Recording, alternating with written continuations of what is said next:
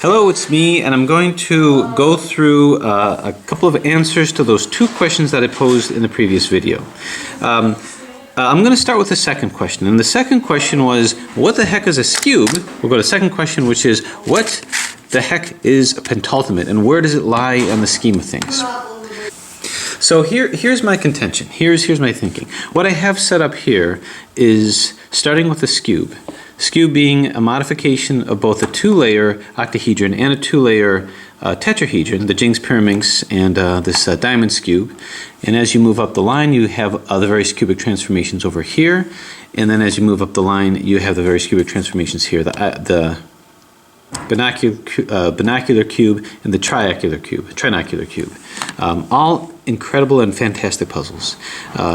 And the contention was that also the master Skewb, the elite Skewb, all of this, these represented evolutionary offshoots. Not quite within this realm of purity with the platonic solids, but once again, fantastic puzzles. So which one is it? Well, a puzzle that I call the most basic, purest form of all of the components of a platonic solid is something that has all the pieces.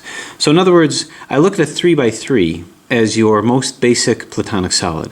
A 2x2 isn't really more basic than a 3x3. It's basically a 3x3 with everything bandaged, with the center hidden in the core, but still there, and the edges wrapped around the corners wrapped around the edges. So I would say the 2x2 is a mini version of that platonic solid, not the most basic version of it, not the ultimate version of that. Everything else is layers above that, like the master cube, the professor cube, all of that, the 4x4, the 5x5. So if we can all agree on that, then we'll proceed with what my concept is. Just like I don't look at the Pyraminx as the ultimate face-turning puzzle of a platonic solid, I look at it as the Megaminx, because it's got the centers, it's got everything in the core up for you to solve. This basically is a bandaged version of this. You can see the center here, they just didn't sticker it. You can even see the edges here as well. They just didn't sticker that either. So this represents just kind of either a bandaged or a hidden version of this guy over here. So all the components are here, but it's just been obscured and hidden. So here's my contention. I believe this to be what a Skewb ultimately is it's a shape modification of a tetrahedron, the shape modification of a pyramidal puzzle. Why not this puzzle over here? And the answer is simply because you can tell what is your basic puzzle if all other puzzles are reduced to that puzzle. So for instance, a 4x4 is reduced to a 3x3, a 5x5 is reduced to a 3x3. You can reduce a 4x4 to a 2x2, but ultimately they can all get reduced to a 3x3, and some can't be reduced to anything other than a 3x3. So when you take a look at the base puzzle over here, this is the base puzzle of an octahedron. So this face-turning octahedron is the base puzzle of that. All other puzzles that are higher order, including the master face-turning octahedron and even the elite face-turning octahedron, all of these puzzles are reduced to this guy over here. This over here, the diamond Skewb, is not a puzzle that you reduce these to. And that's because it's a two-layer version of this, which means it has pieces that are hidden. This is really just kind of a mini version or pocket version of this, but I don't call the two-layer face-turning octahedron, which is a modification from the Skewb, to be the quintessential, to be the most basic form of the face-turning octahedron. I think of it like this. Okay. Taking a look at the Jings Pyraminx. Now, detractors may say, it's not the Jings Pyraminx, it's the Pyraminx. The problem with the Pyraminx is this is not a modification of the Pyraminx. So you can say, well, then this is just the Skewb. It's just a modification of a pocket face-turning octahedron. And this is really your base puzzle, and you can see how this looks like everything else. You start off with this, you go to the master version, you go to the professor version, so no problems. Except for the fact that when you solve a master Pyraminx, you don't reduce a master Pyraminx to a Pyraminx. Instead, what you do is you reduce the master Pyraminx to a Jings Pyraminx. Now, by the way, I don't have a flat version of this. I know it's possible to make them. I hear it's pretty easy. You fuse these together, you glue them, you put epoxy sculpt. I just haven't had the time to do that. If anyone has one laying around, let me know. But in any case, these are all reduced to a Jings Pyraminx. So my contention is that the Jings Pyraminx is the most basic, most simplest, ultimate version of a two-layer platonic solid, a face-turning two-layer platonic solid. And that's because all other puzzles are pretty much reduced down to the Jings Pyraminx and not down to the Pyraminx. As a matter of fact, maybe we can even look at the Pyraminx as being sort of like a pocket version of this, although probably not really. So I would say if I had to ultimately classify the Skewb, I would classify this as a cubic shape modification of a Jings Pyraminx, and classify the Jings Pyraminx as the most basic form of a tetrahedral platonic solid, of a pyramidal platonic solid, because all of these can be reduced to a Jings Pyraminx. So that is my contention, and what I'm going to do next is I'm going to proceed to prove that to you by showing how, just like with all higher order puzzles, whether it's a 4x4, 5x5, 6x6, you can reduce them all to a 3x3 and solve it as such. You can get a 17x17, a 19x19. It's not any more difficult, it's just a matter of reduction. Same thing with this. We can even add this guy over here, and the fact of the matter is it doesn't matter how many layers you add onto this, you just reduce them all easily to a Jings Pyraminx and solve it as such. You may have parity of reduction, but that's okay, there's ways of getting through that. So what I'm going to do next is I'm going to pull these away and show how the Skewb is a representation of the basic tetrahedral puzzle, which is a Jings Pyraminx and not a Pyraminx. The Pyraminx represents an evolutionary offshoot or a mini version, a pocket version, who knows. And I'm going to go through an alternate solve of these puzzles using a reductive technique, and then a reductive technique to a Jings Pyraminx and solving as a Jings Pyraminx. The last time I did solves of these, I don't think I did it that way, but I think I have a better way of doing that. So I'm going to do a tandem scramble and solve, showing that they're all solved the same way, and you can solve any higher order puzzles to the basic structure of the platonic solid of a tetrahedral puzzle. Okay, so the first thing we'll do is let's just scramble all these guys up here. So, abracadabra. Okay, here we have three very scrambled Pyraminxes. Okay, so what I'm going to do is we'll start off simple, and the reductive process is really not bad. And like I say, my contention is that these are all higher order versions of a Jings Pyraminx, not a Pyraminx. We just don't see the structure repeat at all, but we see this one repeat as the most basic of puzzles. As a matter of fact, I'll go ahead and scramble this too, just to kind of prove a point. Now, I actually already did a tutorial on this puzzle, so I don't think I need to do that again, only insofar as to clarify certain parity situations that can come about.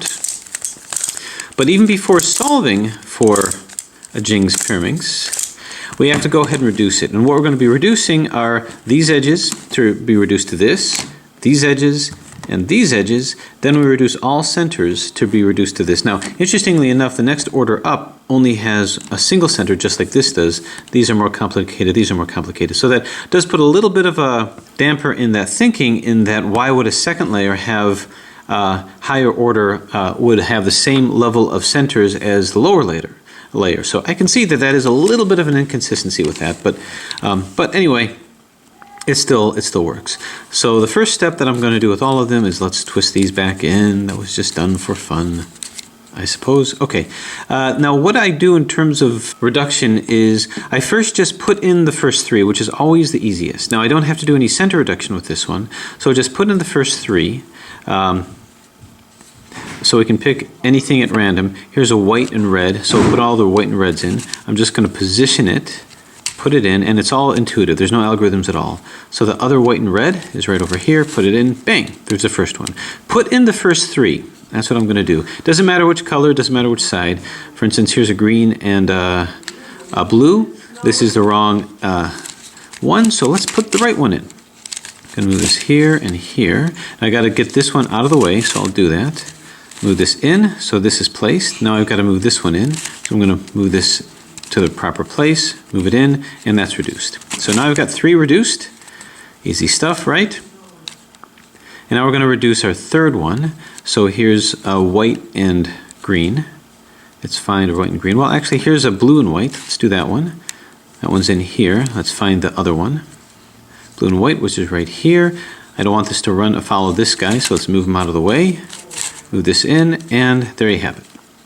So three edges are reduced. I've got these 3 here. So amongst the 3 that are left over, what I'm going to want to do is, let's move them all to the same layer up here. What I want to do is I want to move 2 in and leave 1 out. So for each of these 3, I'd like to have 2 in and 1 out, because that way I can 3 cycle what's left over. So what I'll do is I can move this into here, and you can see that'll reduce it. And now what I'm going to do is when I knock this one out, I have to take this, replace it with this one, and understand that when I move it back, this will move back into this slot. So that's going to be important for when I start to reduce these. So, and the way that this is going to work, because I've got to do that without destroying these guys over here. So by moving this in, now this white and green doesn't belong here anyway, so I'm going to move this in. Then I'm going to go down, down, up, up through this axis here. So so I can move this into this position. Down, down, up, up, and then I move it back. Boom. Okay.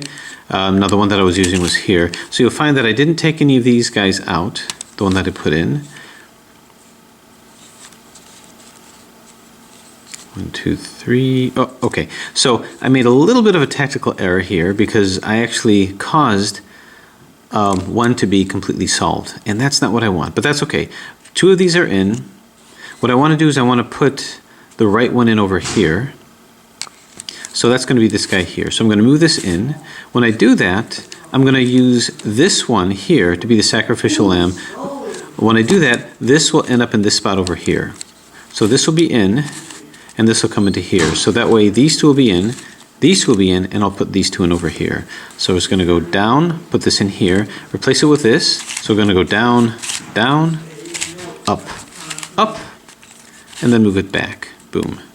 Okay, I'm just going to move this back here because that's what was placed in. So you can see 2 in, 1 out, 2 in, 1 out, 2 in, 1 out.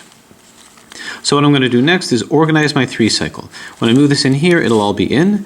This blue is going to be replaced on this side, so I got to turn this around. This has to be on the far back part over here. So let's move this like so, and just turn it upside down. So we're going to move this in, like this, and then go down, down, up, up, move it back. All these are now in, so we now have a reduced Jings Pyraminx. And that's all that really took. So let's go ahead and solve this, but the Jings Pyraminx solve is pretty straightforward. Just to sort of go through it again, what I'm going to do is get all of these centers here correct, or these corners here correct.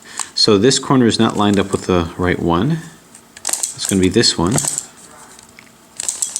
Blue and green, line this one up over here. Okay, now that these are in, what I'm going to do is I'm going to put the, this has to go here, put these edges in.